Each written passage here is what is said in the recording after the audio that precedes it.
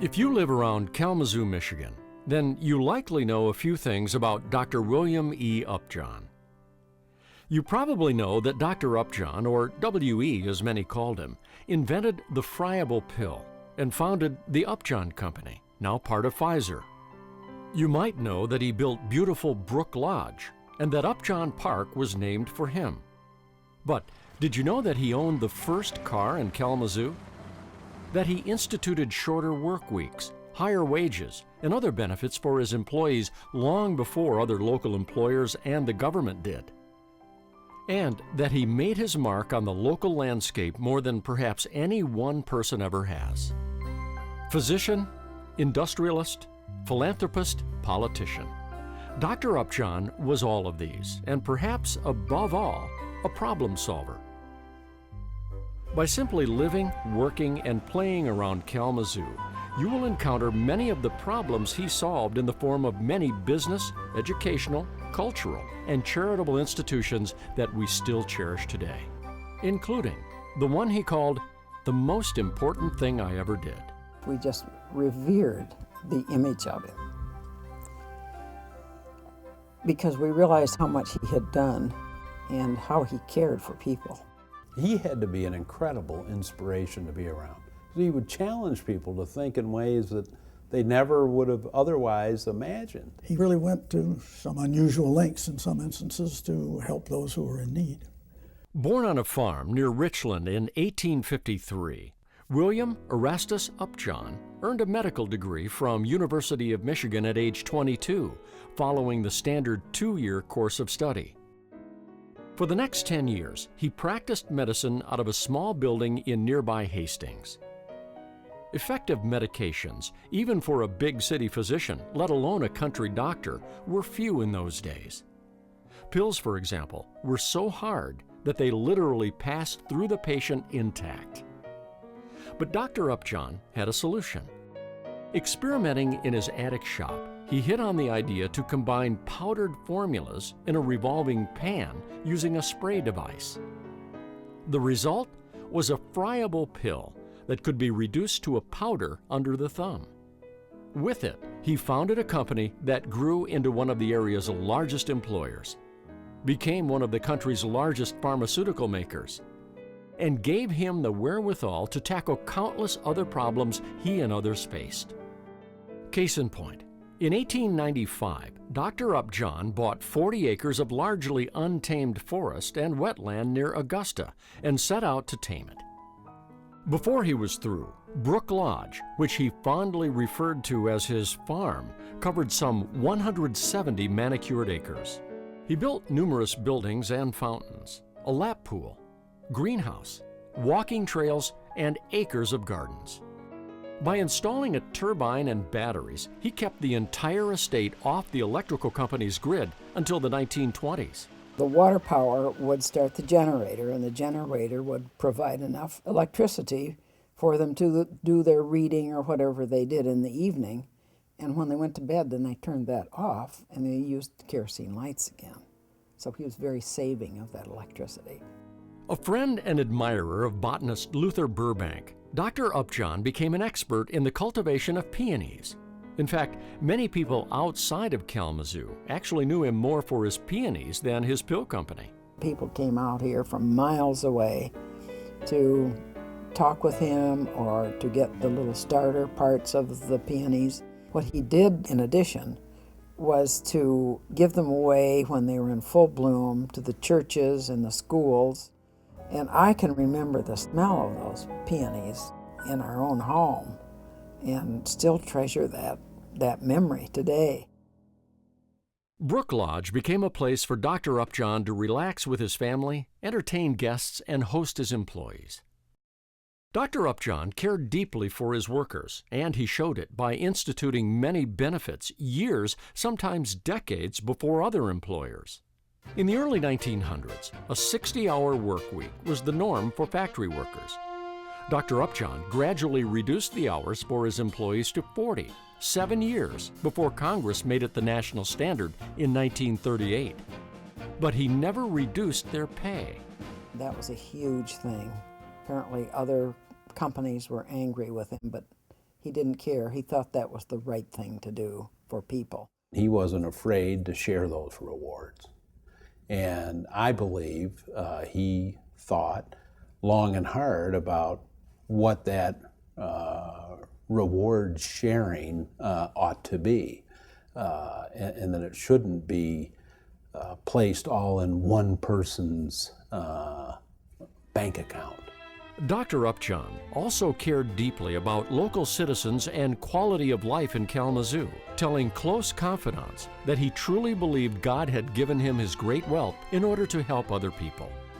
In 1903, he and a small group of other local businessmen helped convince state officials to establish a teachers' college in Kalamazoo. Western State Normal School, now Western Michigan University, was founded that year. Also in 1903, Dr. Upjohn became president of the new Kalamazoo Hospital Association. Their goal was to build a new hospital in downtown Kalamazoo. 2 years later, Bronson Hospital opened. In 1917, he chaired a Chamber of Commerce initiative to identify a new system of local government. 1 year later, Kalamazoo became the third city in the United States to adopt the commission-manager form of government. Voters elected him the first mayor under the system that most American cities employ today. At this same time, he deeded 17 acres of land to the city of Kalamazoo for what became Upjohn Park, still a popular gathering place for kids and adults. In 1925, Dr. Upjohn was the first to contribute money for what became the Kalamazoo Community Foundation, now one of the largest community foundations in the country.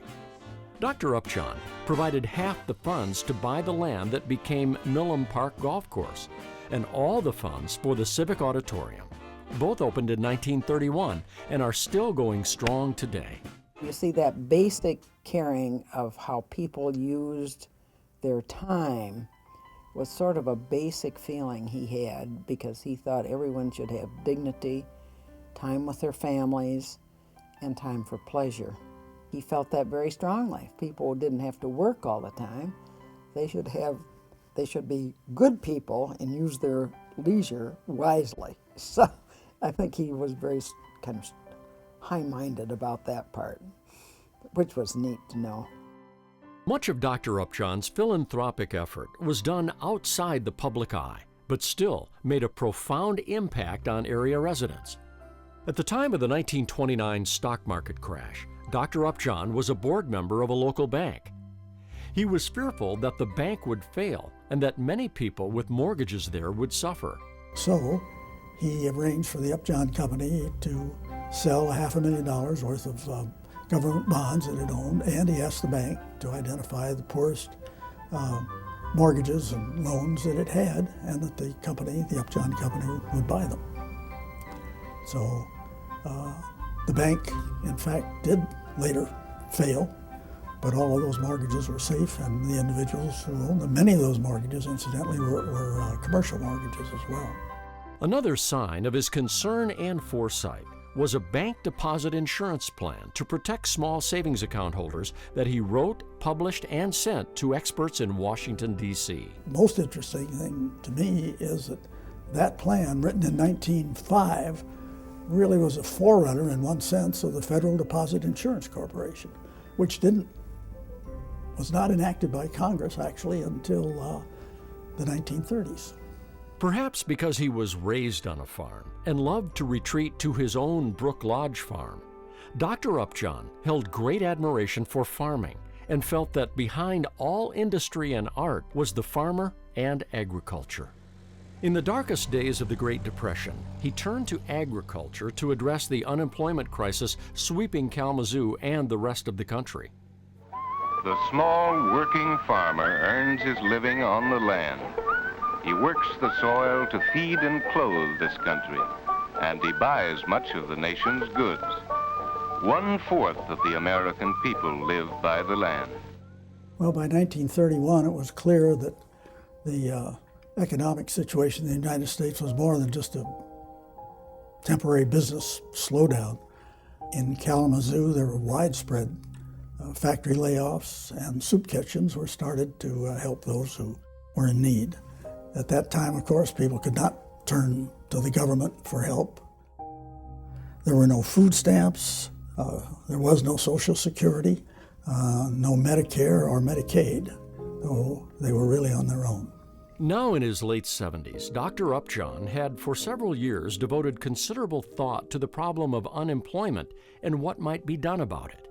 Throughout much of 1931, he quietly bought up a huge tract of farmland between Richland and Kalamazoo. In December of that year, he announced why. A work relief project would provide food and jobs for unemployed workers.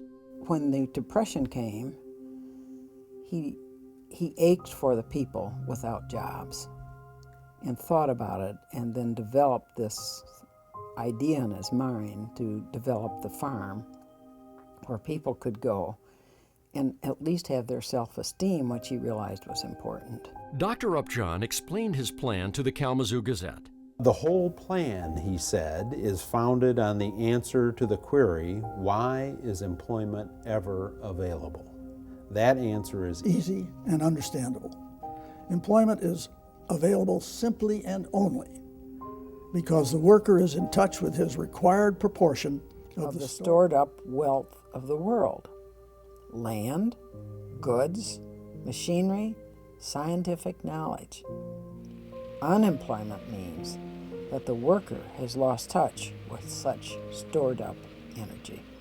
His Richland Farms project was intended to put workers back in touch with what they had lost. It's revealing to me that he would look at stored up wealth as like stored up energy, something to be utilized. It's really a tribute to the doctor's foresight and his willingness to act on the things that he thought were important. Once again, he was a forward-looking person, always thinking ahead and looking how to solve those problems of people who couldn't help themselves. Throughout 1932, the farms became a buzz of activity. 12 unemployed men and their families moved on site. Dozens more out-of-work men joined them to erect buildings, raise crops, and tend thousands of sheep, dairy cows, beef cattle, hogs, and chickens. Still more unemployed men were bussed in from Kalamazoo and other towns to tend community gardens. Everyone made 30 cents per hour, considered a decent farm wage in those days, and received free vegetables and fruit grown on the farm. A commissary sold meat, dairy products, canned goods, and other staples produced on site.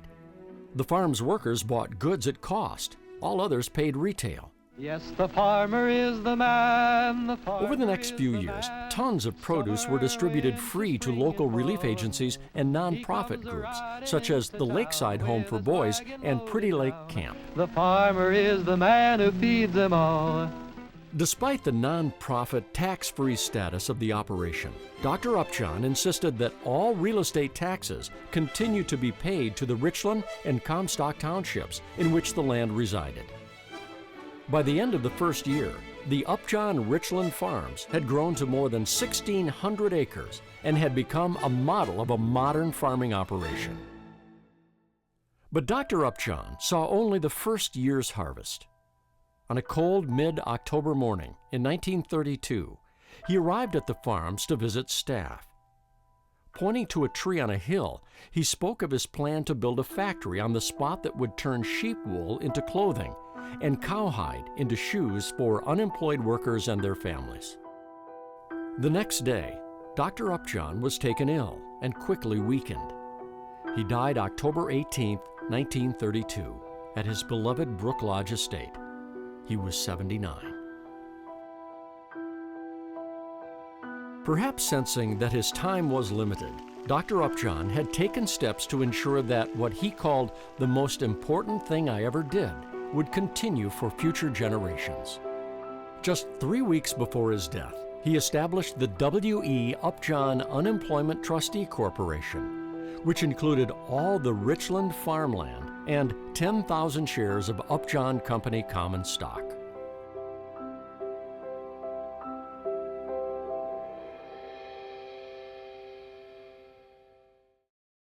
And the purpose of the corporation was to manage the assets of the trust and to accomplish the purposes for which the trust was established.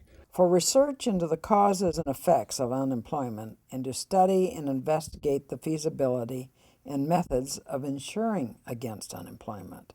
And to devise ways and means of preventing and alleviating the distress and hardships caused by unemployment. And to create, experiment with, and put into effect any plan or device that the Board of Trustees may determine feasible to accomplish that purpose. It's a pretty remarkable instrument as early as it is in terms of time, 1931. After all, not very many people were thinking in these kinds of terms. The trustees included several Upjohn family members, key Upjohn Company employees, and a few trusted local businessmen. As the 30s progressed, economic conditions gradually improved, and many of the farm workers found jobs in the private sector or with new government-sponsored public works programs. Then Congress passed the Social Security Act of 1935, which provided a wide range of programs to meet the nation's needs, including unemployment insurance, old age assistance, and aid to families with dependent children. Thus, the need for farmland to serve as a social safety net was replaced by a check in the hands of those without jobs.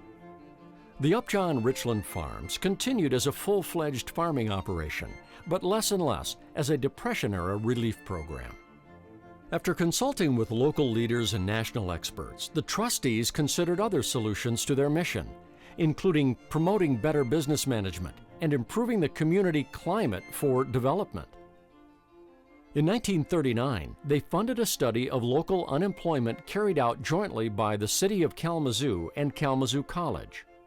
In 1941, they made their first big grant, $57,000 for construction of a vocational training facility at WMU in the growing field of aeronautics. During World War II, when workers were scarce, the trustees funded vocational training programs through the public schools that helped local businesses find and train skilled workers. In 1945, the trustees focused their efforts by establishing an institute to carry out its mission of researching the causes and effects of unemployment and finding practical solutions to alleviating and preventing the hardships of unemployment. In July of that year, the W.E. Upjohn Institute for Community Research opened its doors on the mezzanine floor of the American National Bank building in downtown Kalamazoo.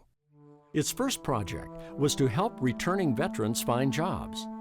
It provided vocational guidance, testing, counseling, training, placement, and job analysis, many of the services provided by the workforce development system today. As the nation's economy shifted from a wartime industrial juggernaut to a civilian-driven market, the Institute quickly recognized that job creation required profitable businesses, so it set out to provide profitability audits to local businesses. During the 40s and 50s, the Upjohn Company used the farm extensively for research purposes. After concentrating on local issues for 10 years, the Institute expanded its scope to national issues of job separation, unemployment, and income maintenance, hiring practices in a tight labor market, the job seeking of youth, and unemployment insurance beneficiaries. To reflect this broader range of interest, the Institute changed its name in 1959 to the W.E. Upjohn Institute for Employment Research. As the federal government assumed an increasing role in addressing these problems, the Institute established a Washington, D.C. office in 1962 to be a major participant in designing and evaluating programs and informing lawmakers during the era of the War on Poverty and the Great Society. The Washington office spearheaded the Institute's national research agenda for nearly 15 years. Later, as the federal government scaled back these programs, the D.C. office was closed and research activities were consolidated in Kalamazoo. Today, with 60 employees, including 20 economists and analysts, the Institute is known and respected around the world for its research and publications devoted to finding, evaluating, and promoting solutions to employment-related problems. All the land that once comprised the Richland Farms was gradually sold to the Upjohn Company or to commercial developers. Today, the site is home to the Pfizer Animal Health Research Farm. Yet, as a modern-day equivalent of the farm experiment, the Upjohn Institute, through its Employment Management Services Division, administers all the federal and state workforce programs for this part of Michigan, offering a unique combination of research and operations. The Upjohn Institute is the culmination of Dr. Upjohn's most important thing. Through it, the Trustee Corporation continues its direct connection to the land as a social safety net and to Dr. Upjohn's legacy of finding practical solutions to the problems of unemployment. In October of 1932, the Trustee Corporation, through the farms, touched the lives of hundreds of people in Kalamazoo. Fast forward 75 years, the Trustee Corporation, through the activities of the Upjohn Institute, reaches the lives of many more in many different places. Oh my, it runs probably in the millions, literally, when you think of all of the places in which the Institute has been involved in labor issues. And it expands through all of the United States, now abroad. It's a very esteemed organization, and I believe has held true to the purpose, the vision that Dr. Upjohn set for the Trustee Corporation. It's developed into such a fine institution that I would think he would say he's very proud of it and pleased with how it's ended up. 4 days after Dr. Upjohn's death, more than 7,000 people attended a long-planned dedication ceremony for Upjohn Field in Upjohn Park, where the Kalamazoo Central Maroon Giants played football for many years. Most, however, gathered to pay their respects to the man who had made possible the park, the field, and so much that was good about Kalamazoo. When he died, Dr. W.E. Upjohn was hailed as Kalamazoo's first citizen. We held him in great reverence, and as a family inheritance, I think we all admired his memory so that you strive in some ways inside of you to carry on and help other people in some ways. And everyone does it differently. So it's your own interpretation as you move forward. Nearly 70 years later, the headlines proclaimed him to be Kalamazoo's Person of the Century. Through his medical practice, pharmaceutical company, and countless acts of goodwill, Dr. Upjohn improved the lives of people in Kalamazoo and around the world for generations. The W.E. Upjohn Unemployment Trustee Corporation, through the Upjohn Institute, strives to carry on W.E.'s compassion for people and his desire to help them connect with what they need to sustain a productive life for themselves and their families. Dr. Upjohn believed that pursuing gainful employment was one of the most important things a person could do. And for him, helping people accomplish this was the most important thing he ever did.